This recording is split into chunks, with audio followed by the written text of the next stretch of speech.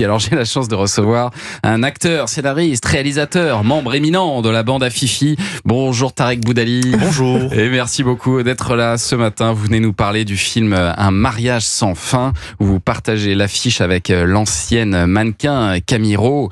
Vous avez vraiment une vie très difficile, Tarek. Et avant d'en parler, on va dresser votre portrait sonore, des petits sons pour mieux vous connaître. Et on commence avec un son qui passe assez rarement sur Europe 1. J'attends pas que ça tombe du ciel. Si t'es pas numéro 10 à Paname, t'es la banane du siècle. Là où j'opère, nombreuses seront les victimes. Que des numéros 10 dans ma tête. Olivier Pouls, vous avez reconnu bien sûr. Bien sûr. Booba. Ouais, c'est ce que j'écoute dans ma voiture, mais à fond. Plus fort que ça, la vie, ouais, c'est ça. Parce que je crois, Tarek Boudali, que vous êtes ami d'enfance avec Booba, c'est vrai ça? Ouais, on a grandi dans le même quartier, au Pont de Sèvres. Du coup, on se croisait, on se croisait beaucoup.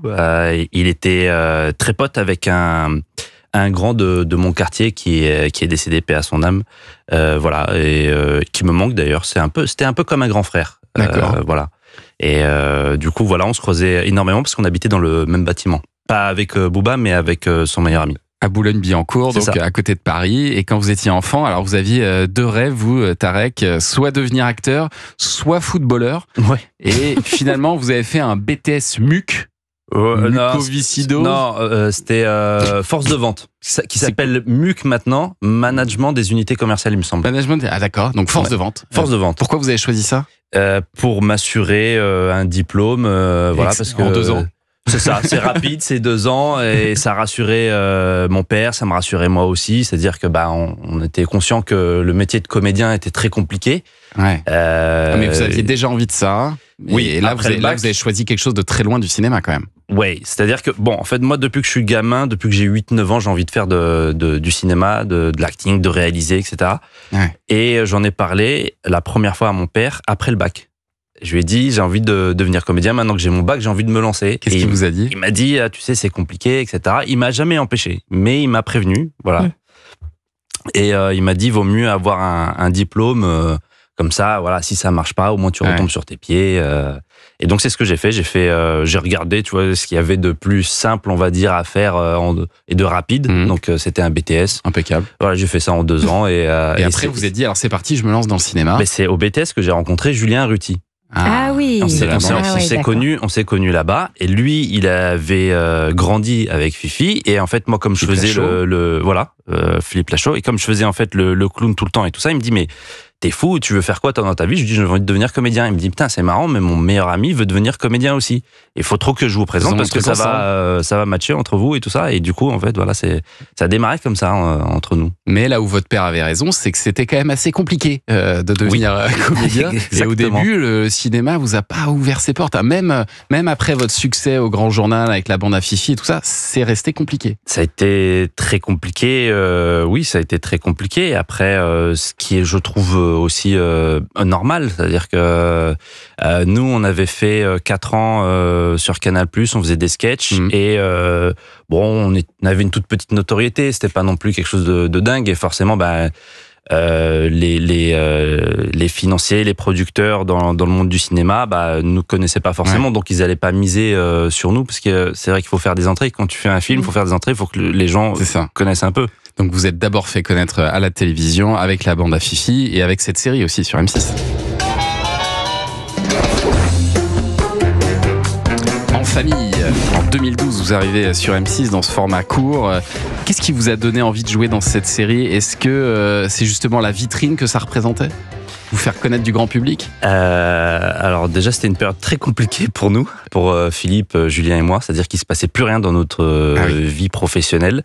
On vivait de nos économies, et j'avais fait, quelques années avant, j'avais fait le casting pour Scène de ménage. Okay. Et j'étais arrivé en finale avec Lou Denis.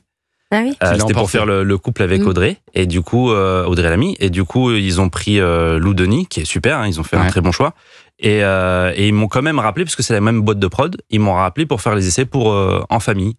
Donc moi, je connaissais un peu du coup, je connaissais Scène de ménage et c'était un peu le même procédé, le même concept, quoi. Du coup, j'y suis allé avec plaisir. Donc j'ai fait les essais et ça m'a un peu sauvé. Ça vous a nourri pendant 7 saisons, hein, quand même. Ça a duré cette histoire. Pour vous. Ouais. Ça a duré 7 saisons. C'était super. J'ai rencontré des gens incroyables, que ça soit dans les équipes techniques, les comédiennes, les comédiens. Franchement, pour le coup, c'était vraiment une famille. Vraiment, ça porte bien son nom. Et j'ai beaucoup appris aussi. J'ai appris à jouer parce que c'est même la première fois que je me suis considéré en tant que comédien. C'est-à-dire quand on faisait les sketchs avec Philippe et Julien, je me considérais pas forcément comédien parce que ce sont des petits sketchs. Des gags, Voilà, on est dans du gaguesque. Et là, c'est la première fois que je me considérais comédien. Et puis vous êtes devenu aussi ensuite réalisateur. Fred. Oui. Épouse-moi, mon pote. Quoi? Juste le temps d'avoir les papiers.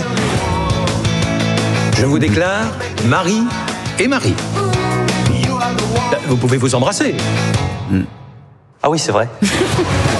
Épouse-moi mon pote, le premier film que vous avez réalisé, Tarek Boudali, avec toute la bande à Fifi, carton en salle, 2,5 millions de spectateurs. Donc voilà, pour un essai, c'était un coup de maître. Moins grand carton auprès des critiques de cinéma qui ont jugé que le film véhiculait des clichés sur les homosexuels.